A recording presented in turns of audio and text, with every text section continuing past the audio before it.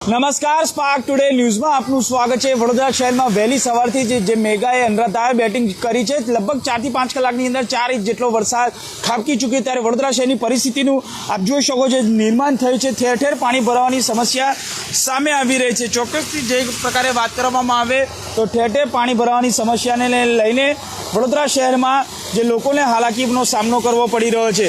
અત્યારે spark today ન્યૂઝની team dandiya બજાર 4 રસ્તા પાસે પહોંચી છે અને જે પ્રકારે દાંડિયા બજાર 4 રસ્તા વર્ષોથી જ આ પાણી ભરાવાની સમસ્યા સામે આવી રહી છે। ક્યાંક વાહન ચાલકો પણ અટવાયા છે। લગભગ 4 થી 5 કલાકમાં 4 ઇંચ જેટલો વરસાદ ખાબકી ચૂક્યો છે।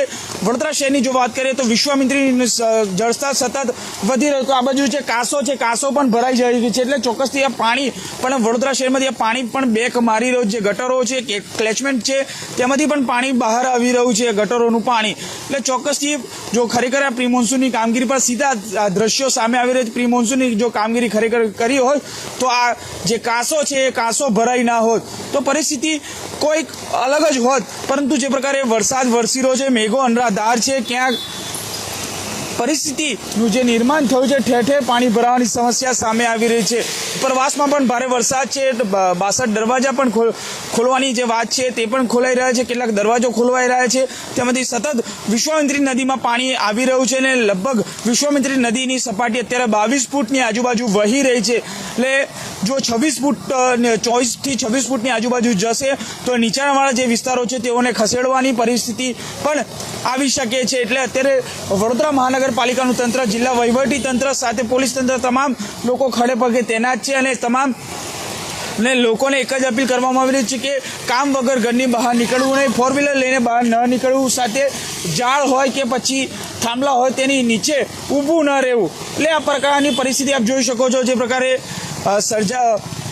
સર્જાઈ છે વડોદરા મહાનગરપાલિકાની જે પ્રી મોન્સૂનની કામગીરી છે, કદાચ તે માત્ર ને માત્ર કાગળ પર રહ્યું હોય તેવું પણ દેખાઈ રહ્યું છે, કારણ કે જે પ્રકારે આ પાણીનો ફ્લો આપ જોઈ શકો છો, ઠેર ઠેર પાણી ભરાવાની સમસ્યા સામે આવી રહી છે। સતત આ પાણી ભરાવાની સમસ્યાને લઈને વાહન ચાલકોને હાલાકીનો સામનો કરવો પડી રહ્યો છે। જ્યાં જુઓ ત્યાં પાણી જોવા મળી રહ્યું છે। એટલે વડોદરા ફરી એક વખત જળબંબાકારની પરિસ્થિતિમાં જોવા મળી રહ્યું છે।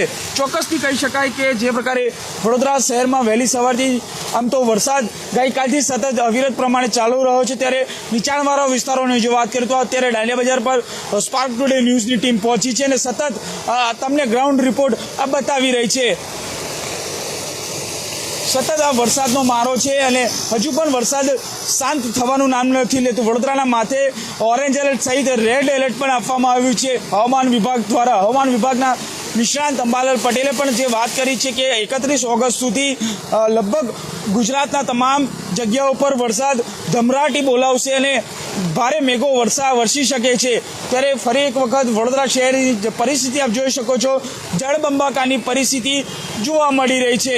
જ્યાં જુઓ ત્યાં પાણી જોવા મળી રહ્યું છે। 4 દરવાજાની જો વાત કરીએ તો 4 દરવાજામાં પણ આ પ્રકારે પાણી ભરવાની સમસ્યા સામે આવી રહી છે। તો બીજી બાજુ જો વાત કરીએ તો દાંડિયા બજાર, રાવપુરા, જેતલપુર રોડ તમામ જગ્યાઓ પર પાણી ભરાવાની સમસ્યા સામે આવી રહી છે। ચોક્કસથી કહી શકાય કે જે પ્રકારે પરિસ્થિતિનું નિર્માણ થયું છે, વાહન ચાલકો પણ અટવાયા છે અને લોકો અત્યારે જે રેમકેમ પ્રકારે ઘરે તેઓ પહોંચવાના પ્રયત્નો કરવામાં આવી રહ્યા છે।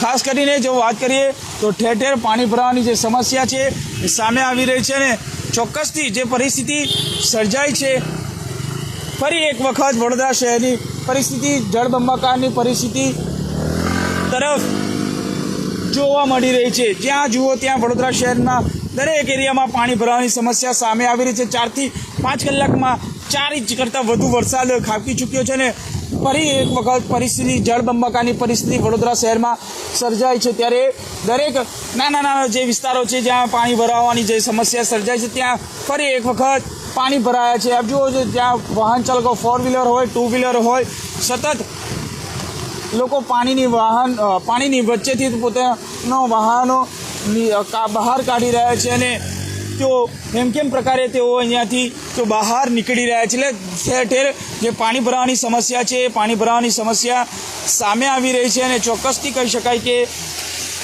દરેક જગ્યાઓ પર જે પાણી ભરાવાની સમસ્યા સામે આવી રહી છે.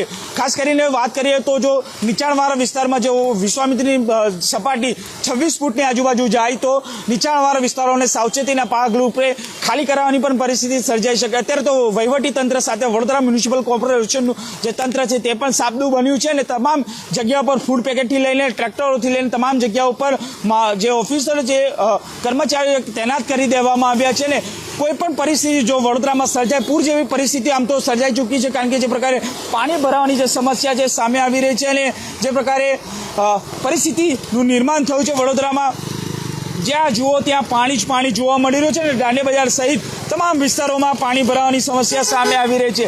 વાહન ચાલકો પોતાના વાહનો અહીંથી આ પાણીમાંથી બહાર કાઢી રહ્યા છે એટલે પરિસ્થિતિ ફરી એક વખત જળબંબાકાર જેવી પરિસ્થિતિ સર્જાઈ છે અને ચોક્કસથી કહી શકાય કે વડોદરા શહેર જળબંબાકારમય બન્યું છે. કેમેરામેન ગૌતમની સાથે Surat Solanki, spark today news, Vadodara.